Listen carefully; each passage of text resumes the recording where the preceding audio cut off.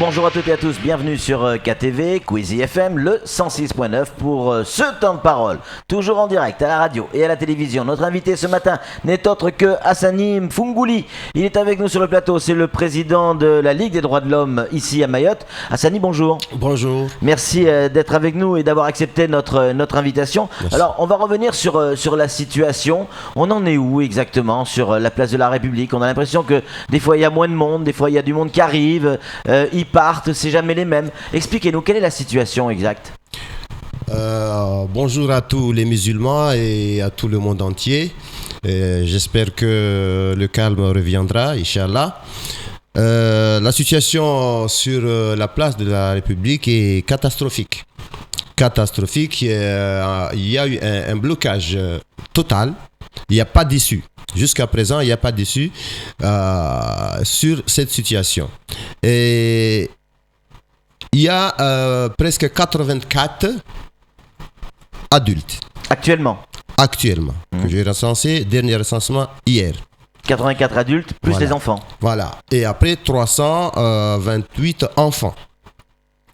84 adultes, 328 enfants sur la place de la République actuellement. Et avec cette situation, il n'y a pas d'aide parce que nous sommes à court. Nous, les organisations qui soutiennent, qui aident, qui assistent à ces victimes, on n'a pas les moyens.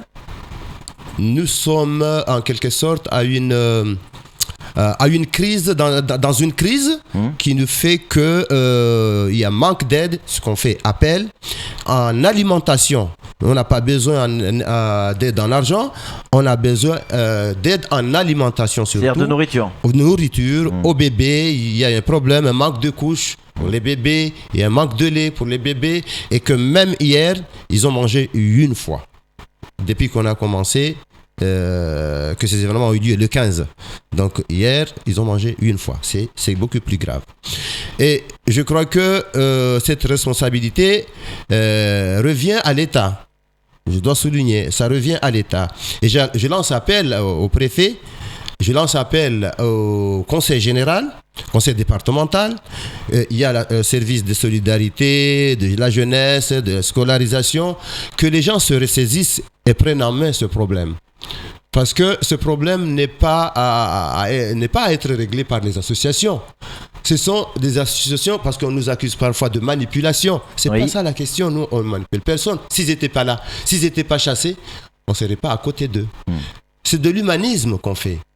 Et que ce soit Mzungu, Maoré ou Comorien, c'est un homme. L'enfant n'a pas de nationalité, c'est un bébé. Ce sont des bébés de 1 mois. J'ai amené 3 femmes depuis le camp la nuit pour aller à la maternité service d'urgence pour accouchement. Déjà. J'ai fait 5 fois des interventions la nuit pour amener des enfants à l'hôpital, aux urgences. Donc, nous, on le fait par humanisme. Mais qu'est-ce que vous attendez? Qu'est-ce que vous demandez concrètement? Parce que vous l'avez rencontré, le préfet. Vous avez rencontré les autorités. Oui. Qu'est-ce que vous avez demandé? Qu'est-ce qu'ils vous ont dit? Voilà. Clairement, merci de la question. Le préfet nous a proposé une solution de relogement de ces personnes-là, cas par cas, retour dans leurs adresses ou les familles d'origine ou là où ils logeaient. Oui. Donc, il n'y a aucune issue possible, il n'y a aucune solution possible pour lui que cette solution. Pour lui, pas solution de relogement. Pourquoi cette solution ne vous convient pas? Ça nous convient. On dit, on accompagne votre démarche, mais on lui a averti que c'est déjà voué à l'échec. C'est déjà voué à l'échec. Pourquoi? Parce que si la personne qui a été victime d'agression, par exemple, refuse, c'est son droit. Si ceux qui l'ont, par exemple, qui l'ont chassé de son habitation, par exemple, ne veulent pas, ou le propriétaire ne veut pas, eh bien, il n'y aura pas de consensus. Par contre, si les familles, les personnes concernées sont d'accord, c'est une solution faisable.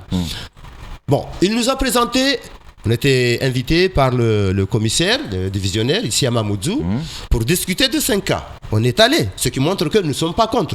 On va discuter. Et moi, personnellement, j'ai fait des enquêtes, des auditions de chaque famille. Et en fin de compte, les cas qui nous ont été présentés comme solution, j'avais les auditions et la situation des personnes. Finalement, il n'y a pas de solution de relogement pour ces personnes. Donc eux-mêmes, ils ont constaté qu'il n'y a pas de solution pour ces 5 familles. Ce qu'ils ont proposé au départ, il n'y a plus de solution. Qu'est-ce que vous proposez comme solution ? La solution... Parce que les logements sociaux, il n'y en a pas. Qu'est-ce qu'on fait ? On ne peut pas les ramener dans leur famille, il n'y a pas de logement. La situation à Hassani, vous êtes d'accord, et on est tous d'accord là-dessus, ne peut pas rester en l'état. On ne peut pas occuper la place de la République en permanence, laisser des enfants dans cet état. Donc, c'est quoi la solution ? La solution ne devrait pas venir de nous. Non, la solution devrait venir du préfet. Ma question, c'est pas d'où elle doit venir. Du préfet. C'est quoi la solution ? Vous, imaginez, vous avez les rênes, vous avez tout le pouvoir de décision. Qu'est-ce que vous décidez ? Moi, je déciderai, si je veux les pouvoirs, de reloger ces familles. Où il y en aura les endroits. Si on le cherche, on a la volonté, par exemple, on les aura. Non, moi j'ai pas de site. Parce que j'ai pas encore le pouvoir. Mais on sait très bien que quand on a la volonté, quand on veut faire quelque chose, on arrive à le faire. On arrive à le faire parce que il y a les moyens qu'on devrait mettre en place et il y aurait du soutien pour que on va dans cette démarche-là. Mais on veut pas avancer sur ce craignant, selon les mots du préfet, craignant que certains vont dire « Ah voilà, l'État a les moyens et donc on va pousser ces gens-là comme ça, l'État a les moyens, il va les reloger. » Donc nous, on n'essaie pas de reloger. J'aimerais préciser encore que lors de notre entretien avec le préfet, j'avais moi-même demandé qu'on mette en place un cordon humanitaire vers d'autres départements. Ça m'a été refusé.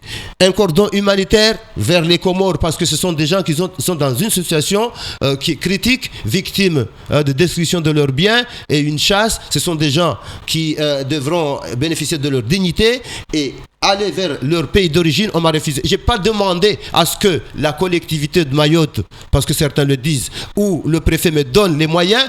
Je lancerai appel aux organisations humanitaires internationales pour nous aider à ce qu'on puisse déplacer ces gens-là qui ne restent pas là. Ils n'ont pas voulu accepter. J'ai demandé au préfet... Je termine. C'est juste pour bien comprendre ce que vous nous dites. Oui. C'est juste pour bien comprendre. Oui. Ça veut dire que vous nous dites quoi ? Que le préfet a accepté de raccompagner ces gens dans leur pays ? Il l'a refusé. Ce sont les propositions que j'ai faites. C'est-à-dire que ces gens de la place de la République sont prêts à repartir aux Comores. Oui. C'est ce que vous nous dites. Mais oui, ils sont prêts à partir. Ils sont pas prêts à rester là. Donc, mais il faudrait une logistique, une organisation. Je comprends pas. Je vous dis clairement, ce sont les réponses qui m'ont été données et j'étais pas seul. Et je le dis clairement ici, que c'est pas nous qui bloquons ces gens-là sur la place. Non, c'est que on veut chercher le moyen. Les solutions qu'on avait proposées ont été tous refusées. Troisième solution que j'avais proposée au préfet, est-ce qu'on peut pas avoir un camp militaire ? Par exemple, en quelque sorte, parce que c'est un cas d'urgence, pour placer ces familles-là et que les associations, les gens, tout le monde aille les aider. Là-bas, au moins, ils seront sécurisés. Non, ça m'a été refusé. Il m'a dit que le camp qu'il y a ici a une capacité de contenir 30 personnes. Pas 30 familles, 30 personnes. Et ce qui est grave dans un territoire pareil, qu'un camp militaire pour 30 personnes. Bon, donc, il y a la solution pour nous de relogement. Le préfet pourrait réquisitionner un endroit tel. Il y a des habitations, par exemple, partout sur l'île, qui peuvent réquisitionner et payer, par exemple, par la suite. Ils pourront le faire. On manque de logement, vous le savez. À Mayotte, on manque de logement. Il y a les logements privés, donc on peut mettre ces gens-là aux frais de l'État. Parce que vous savez que l'État a la responsabilité, tout le monde le sait, de la sécurisation de toute personne, de tout citoyen. Bon, n'en parlons plus des citoyens français, des gens encore, même étrangers, qui l'ont accepté leur régularisation. Ce sont les gens qui sont là. S'il y a des gens en situation irrégulière qui viennent là, je leur dis, écoutez, il y a le centre de rétention, il y a la gendarmerie, mais vous ne pouvez pas rester là. Non, c'est pas un cas. On a reçu des cas de personnes qui ont été chassées de leurs habitations et que le problème qu'il y a eu, c'est que on a fait amalgame. On a voulu prendre la question de la délinquance, j'aimerais bien qu'on en parle, et on a mélangé tout. Il y a délinquance, on chasse tout ressortissant comorien, qu'il a des papiers ou pas. Avec les familles. Il y a même des familles qui ont voulu retenir les personnes étrangères en situation régulière, mais on les a forcés Donc ils étaient obligés de protéger ces gens-là, de dire partez pour ne pas être victimes. On parlait des familles propriétaires des lieux occupés. Propriétaires des lieux, propriétaires des maisons. Les locataires restent. Et que, par exemple, j'ai constaté que dans une commune, il n'y a que deux familles qui ont squatté un terrain de la collectivité. C'est grave. Une question, Hassani. Imaginons effectivement, demain, en claquant des doigts, on trouve des logements dans des cités ou résidences ou j'en sais rien, des logements, peu importe, pour ces gens-là. Ok, ils sont dans des appartements. Est-ce qu'ils ont les moyens de vivre ?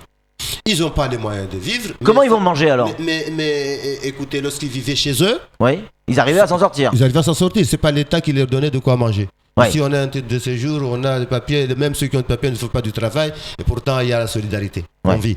Donc, c'est pas ça la question, surtout. La question, c'est de reloger ces gens-là, de les faire sortir. Et pourquoi, par exemple, l'Union des Comores, la présidence des Comores, ne participe pas à ça que l'État français s'occupe des personnes qui sont françaises, peu importe les origines, elles sont françaises, et que l'État comorien prenne en charge une partie du relogement, pourquoi pas aux Comores, ou simplement le billet du bateau. Voilà, c'est une bonne question. Bah oui. Mais je crois qu'ils ont à prendre en charge les clandestins qui sont chassés de Mayotte, expulsés, par exemple, hein, s'ils ont à le faire. Hein. Mais il y a ceux qui sont sur la place, ce sont des gens qui sont admis au titre de séjour. Donc, ils ont le droit de vivre sur le territoire. Alors, là, il n'y a pas question de faire intervenir le gouvernement comorien, mais s'ils interviennent, par exemple, je dis clairement, ça nous réjouirait, par exemple, parce qu'on veut sortir ces personnes-là dans une situation de crise. Mais là, je réponds dans la logique des choses. Et que si les Français, le gouvernement français prend en charge et que le gouvernement comorien prend en charge une partie, c'est une affaire qui devrait être discutée par les deux gouvernements, mais ce n'est pas un simple mfungoulier qui peut donner des solutions. Une question d'un auditeur, elle est intéressante. Vous êtes bien le président de la Ligue des droits de l'homme. Section de Mayotte. Section Mayotte. Donc vous défendez les droits de l'homme. Ouais.